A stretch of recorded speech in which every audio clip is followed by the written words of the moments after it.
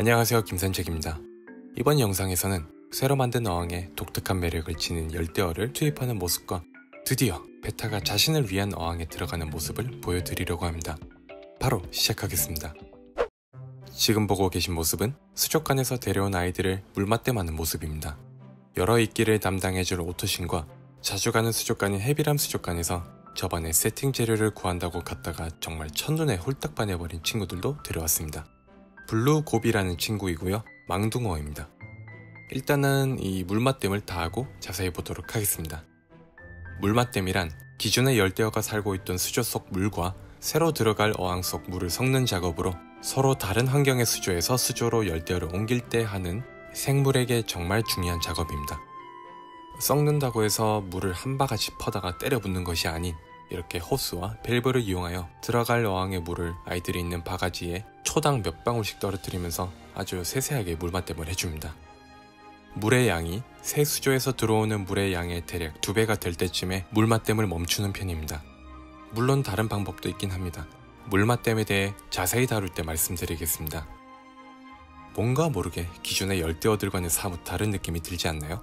생김새나 행동 특성이나 물맛댐을 할 때부터 기존의 열대어와는 많이 다른 느낌으로 앞으로 함께하면서 재미난 모습을 많이 볼 수 있을 것 같아 정말 신이 났습니다. 이 친구는 오토싱인데 기존에 보던 모습과는 약간 다른 기색이 있죠? 다른 게 아니라 열대어는 이렇게 수족관에서 데려올 때나 개인 분양을 받으며 올 때 기본적으로 스트레스를 받는 편입니다. 자기는 잘 살고 있는데 살고 있는 집에서 강제로 퇴출당했으니 그 스트레스가 오죽할까요? 그렇게 스트레스를 받으면 이렇게 색이 쫙 빠지게 됩니다. 새 수조에 들어가서 적응을 하고 컨디션이 좋아지면 원래의 발색을 되찾게 되는 거죠. 이 친구도 빠르게 적응을 해서 원래의 컨디션을 되찾길 바랍니다. 자, 그렇게 물맛댐을 완료했고요. 어항 속에서의 모습을 한번 볼까요? 입수한 후로 꽤나 적극적으로 이곳저곳을 누비고 있습니다. 마치 안시와 오토싱처럼 유목에부터 볼볼볼 다니기도 합니다. 둘이 만나기도 했는데요, 사이가 썩 좋아 보이진 않습니다. 이렇게 멀리 있는데도 마주치기만 하면 한 녀석이 따라가서 내쫓아 버립니다. 어째 이 여왕에 들어갈 아이들이 하나같이 성격이 좋지 않네요.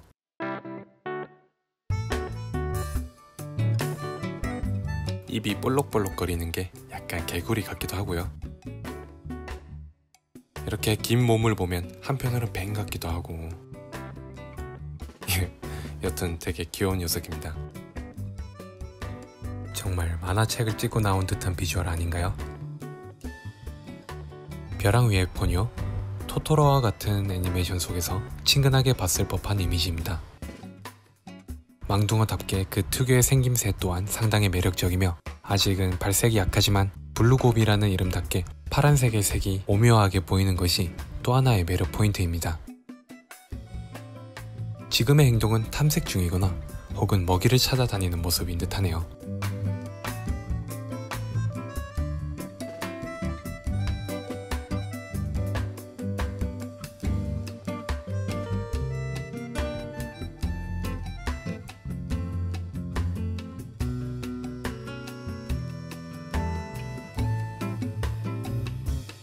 입수한 지 시간이 꽤 지나고 아이들에게 밥을 줘봤는데 아직 잘 못 먹기에 이렇게 밥 먹는 공간을 둬봤습니다.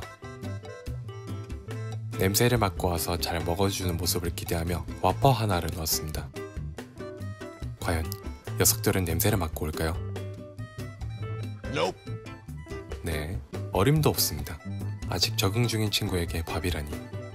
너무도 당연하다는 듯 새우가 가장 먼저 달라붙어 사료를 먹고 있습니다. 결국 근처에 오지도 않고 엔젤이가 입질을 하길래 물이 금방 오염될 것 같아 걱정이 되어서 바로 빼줬습니다.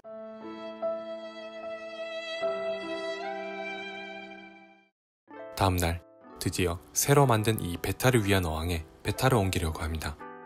이 좁은 공간에서 정말 며칠을 있었는지 가늠이 되질 않는데요. 이렇게 격리통이 조명에 의해서 이끼로 덮일 만큼 시간이 지났습니다. 이 친구에게 미안해서 차마 눈을 마주치지 못하겠습니다. 영상의 앞부분에서 블루고비와 오토싱이 했던 것처럼 물맛댐 작업을 해줍니다. 세팅은 크게 차이가 없지만 pH 차이가 있을 수 있기 때문에 가능하면 해주는 게 좋다고 생각됩니다. 우리 베타는 이 어항이 자신을 위해 준비되어 있다는 사실을 알고 있을까요? 많이 좋아해줬으면 좋겠습니다. 물맛댐을 완료하고 본인을 위한 수조에 들어간 베타. 어떤 행동을 하는지 계속 지켜보기로 했습니다. 지금은 완전히 탐색 기간이라 구석에 있기도 하면서 천천히 어항을 탐색할 겁니다.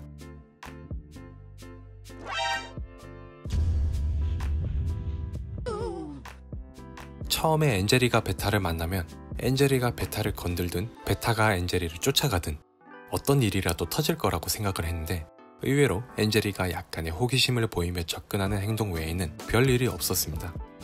전에 큰 성체에게 얻어 터진 경험이 있어서인지 상당히 주눅든 모습입니다.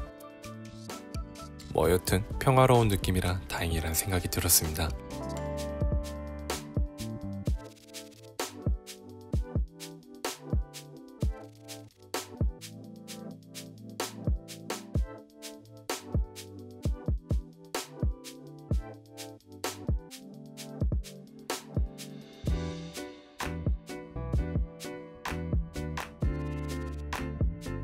서로 본체 만체하고 있는 베타와 엔젤이. 베타는 엔젤이를 뒤로하고 계속해서 어항을 탐색하고 있습니다.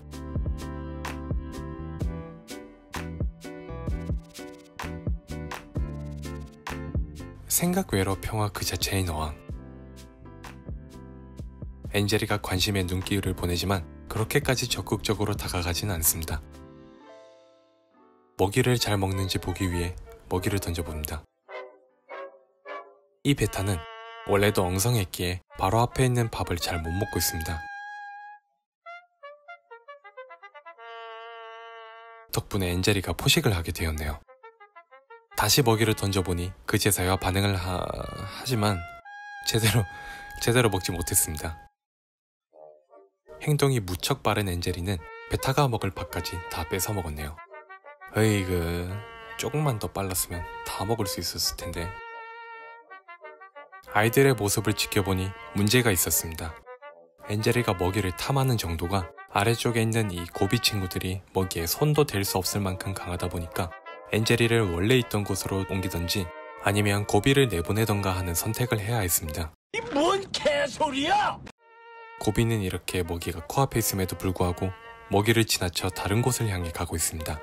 적응을 못해 그런 것일 수도 있고 엔젤이를 경계하는 행동일 수도 있습니다. 저는 앞으로 고비를 관찰하고 싶기도 하고 앞으로의 이 어항의 평화를 위해서 엔젤이를 옮기기로 했습니다.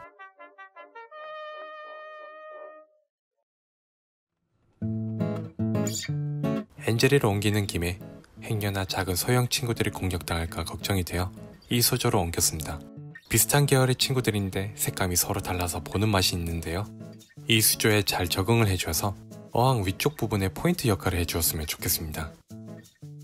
저만 잘하면 알아서 잘 해줄 거라고 믿고 있습니다. 탐식자가 사라지니까 평화롭게 자신에게 주어진 밥을 먹고 있는 고비. 먹이에 입을 댈 때마다 비트가 튕기는 모습이 마치 농구공이 튕기는 모습을 보는 것 같습니다.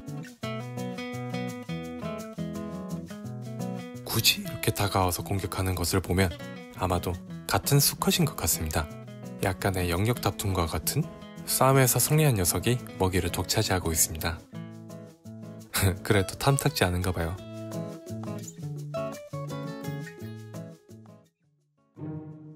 지금 평화로운 이 모습이 너무 보기 좋아서 잠깐만 보고 가겠습니다.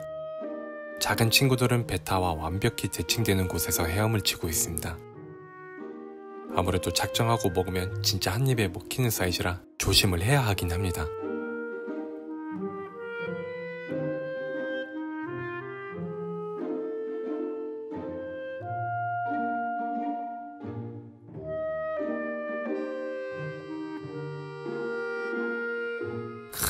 베타가 수초 사이로 들어가는 모습이 정말 보기 좋네요. 역시 물고기는 수초와 함께 있어야 그 매력이 배가 되는 것 같습니다. 앞으로도 열대어를 키운다면 저는 무조건 수초를 곁들일 것 같네요. 큰 어항에 수초를 가득 채우고 열대어는 적은 수를 채워두고 말이죠.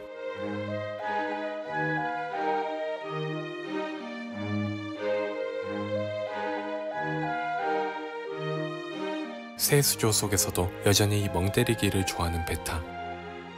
베타는 저렇게 멈춰서건 어떤 생각을 하고 있을까요? 뭔가 간만에 평화로운 어항을 보는 듯한 느낌이라 마음이 상당히 평온해졌습니다.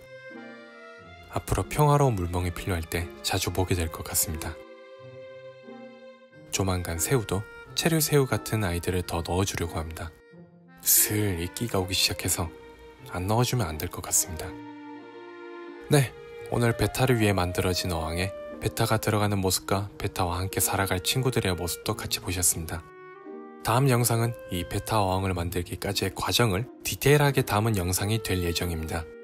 시청해주셔서 정말 감사드리고요. 다음 영상에서 다시 찾아뵙겠습니다. 지금까지 김산책이었습니다.